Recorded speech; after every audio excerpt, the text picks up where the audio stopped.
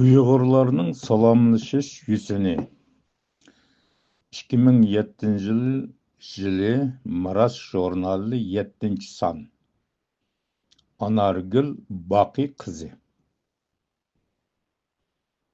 Uyg'urlar o'zining mo'l madaniyati bilan dunyo ahlining diqqatini qo'zg'agan madaniyatlik millatning biri.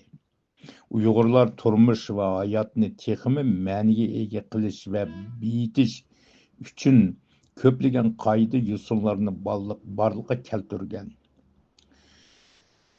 va ko'pincha vaqtda boshqalarga ustoz bo'lgan millat. Salomlashish ana shu qoida usullarning biridir.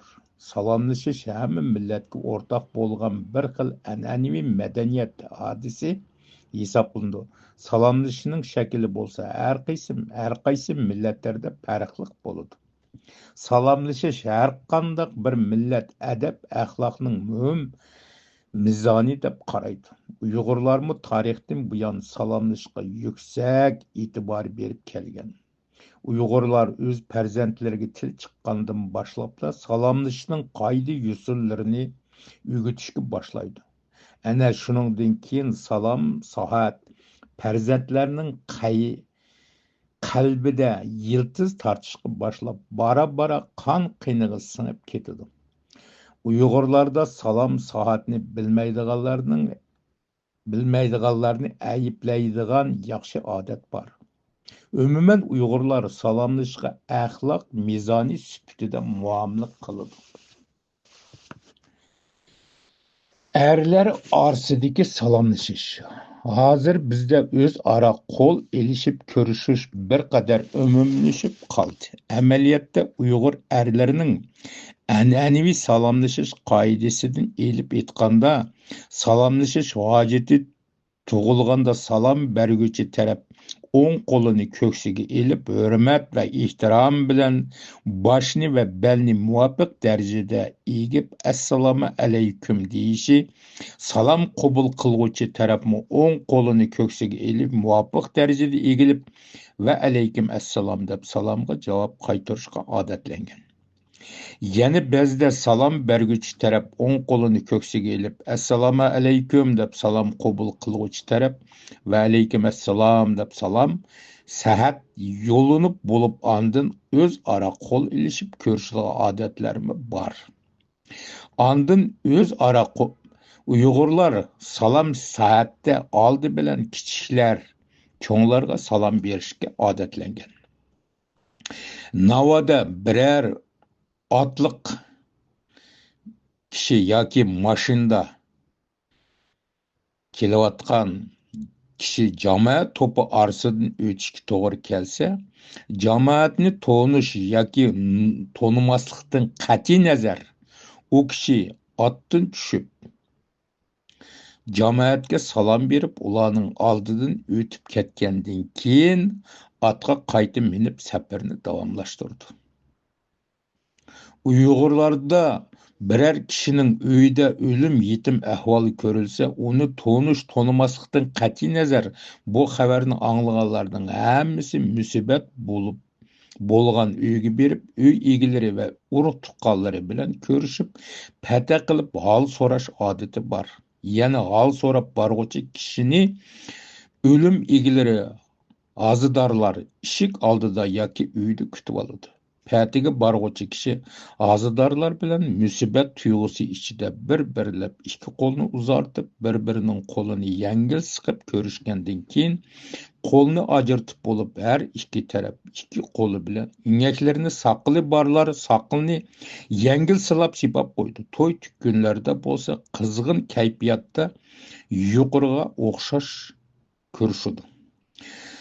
Cho'nglar bilan yoshlar o'tirsida bo'lsa, yoshlar o'ltirgan bo'lsa, mangan bo'lsa, ulag'liq yoki piyoda yashanganlar uchrab qolgan ahvollarda cho'qim yoshlar yashanganlarga avval qo'lini ko'ksiga qo'yib, assalomu alaykum deb salom berdigan, cho'nglar va alaykum assalom deb salom qaytargandan keyin yoshlarning qo'lini ching siqib tinch amonlik so'rashdik odatlar saqlangan. Bu yaşanganlar bilan yüksak hürmetinin ifadesidir.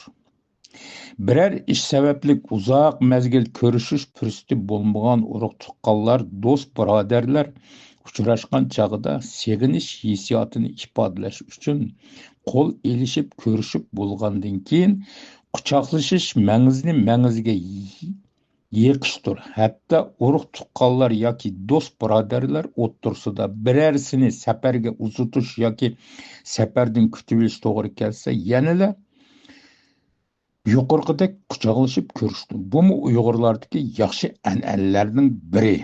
Hamda hozir bizning O'rta Osiyoda bo'libmi, Qozog'istonda Uyg'ur jamoatchiliklarida bo'layotgan ba'zi bir ko'rishlar ba'zida hayajonga soladi, ba'zida apla deb o'ynab qolasan. Masalan, bir uyda bir kishi qazo bo'lgan, musibat bo'lgan bo'lsa, jamoat qata o'tirdi. Bir kishilar kelib, assalomu alaykum deb hammaga o'rtaq salom berdi. Bu nihoyatda to'g'ri ish. Her birisinin qo'lini elish shart emas. Birla salom berish. U yerda yuzlagan odam o'tirdi. Afsuski ba'zi vaqtda bizlar kirib, ashundaq salom berib bo'lgandan keyin orasida bir yaqin og'inisi ya kichkina bir qandaq desam bo'ldi, hozirgi vaqtdagi 5-4 tangisi bor shundaq bir odamlar yoki bo'lmasa biror unvoni bor odamlar bo'lsa, aşı yüzlügen adamның arasından aşını tallap durup aşının kol berip görüştü. Başkalar yenidik otağalar ula kimler? Ula mı senin kıyırındaşların o? Bu menimce bolsa bulmagan iş. Yani birisi bazılar kirip görüşüdü yüzlügen adam bilen. Bayıqı degende assalamu aleyküm de bir sol kolunu kökse koyup on kolunu bir gerek. O ayakta birisi bilen paranglasa, hey falan qandaq ahvalın deb onunla paranglışıp atıdı, o adamga kolunu beradi. O adam kim o? Qandaq adam? Yeşi qanchada, cho'ng mu, kichik mu? Onundan qat'iy nazar. O adam onun qarab turdi, onun ko'zi boshqa yoqda birisi bilan paranglashib atıdı. Bu bizning madaniyatimizga, bizning urf-odatlarimizga nihoyatda to'g'ri kelmaydigan ishlar. Mana boy deydi, biz dunyodagi madaniyatlik bir millatning vakillari deydi. Qani u madaniyatlar bizda. Hamda hozirgi vaqtda ko'p to'y to'kinlar, nazir chiroqlar, kafelarda bo'ldi, restoranlarda bo'ldi. Har bir ustalda 12 dan, ba'zida 15 dan, 10 dan odam o'tirmiz. Qo'lingni yuvib, ko'pincha hozir qo'l yog'liq tutib beradigan bo'lib, qo'l yog'larga surtib, pok kelib o'tirmiz. U yoqdan kirgan odam uning qo'lini yuvganmi, yuvmaganmi qat'iy nazar, yana boshqadan ularga qo'l berib chiqadi. Hammamizga tomoq yeyotgan bo'lsa, yo choy ichayotgan bo'lsa, u avorchilik, u chinisini qo'ydi, qo'shig'ini qo'ydi, uningga qaraydi. Ularning meningcha bo'lsa hech qanday hojati yo'q. Ustal o'tirganda qo'lingni yuvib bo'ldingmi, qo'l berishning hojati yo'q. Birla salom ber. Boshqalarni avorchilik qilma. O'zingni avor bo'lma. Mana shundaq ishlar bizdagi hozir bo'layotgan shu salomlashishning ba'zi bir xato yerlari. Bu bizde ata bobolarimizda bo'lmagan ishlar. Uylarda o'tirganda assalomu alaykum deb dasturxondan otilib berib, uning qo'lini oldiga ishlar bo'ladi. Yoki tuvanda turib, yuqoridagilarning hammasini aylanib, xaqdimni bir cho'ng avorchilik qiladigan vaqtlar bo'ldi. Shu vaqtda birli ishdan kirib, hamma jamoatga kulib turib, cho'ngmi, kichikmi, hammasiga illiq chiroy bilan assalomu alaykum deb bir salom qilsa qanday chiroyli. O'zingmi avor bo'lmaysa, boshqalarmi avor bo'lmaydi. Bu meningki shaxsiy fikrim. Endi ayollarning salomlashi.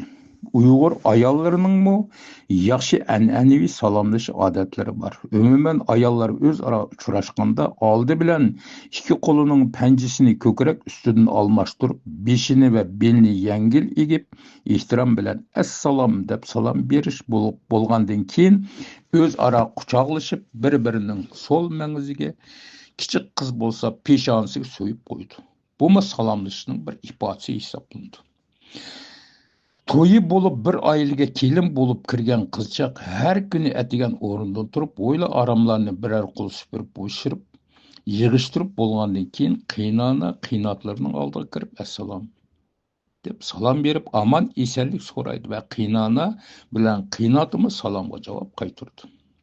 Mehmondorchilik ishlarida Uyg'urlar chaqirilgan ayol mehmonlarni ayrim uyda kutadi. Erlarni kutadi, ayollarni kutadi.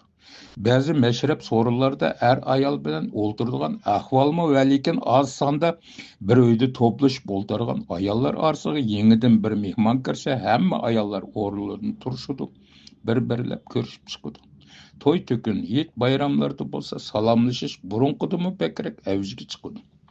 Salomlashish bizdagi bir xil an'anaviy madaniyat hisoblang'achqa, har birimizda an'anaviy madaniyatga hurmat qilish, uni qo'g'dash eng bo'lish kerak. An'anaviy madaniyat bir millatning yadrosi.